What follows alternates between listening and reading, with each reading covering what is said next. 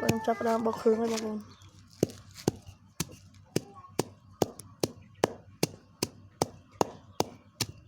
bọc khương lo có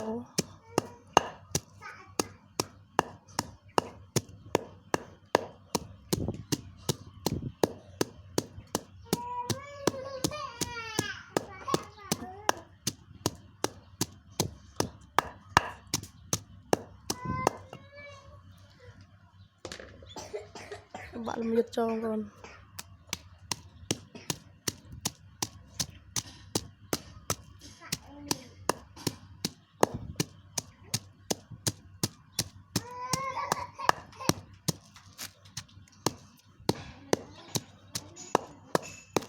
con là khởi cũng đã qua pi con là yang lắc lang phong đạp bớt dương chỉ là có khó nhưng đã thành lắc thêm phong ta nhầm trong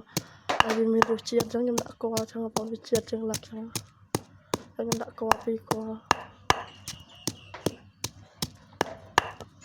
đã làm biết hơi đã ketemu một phong này ketemu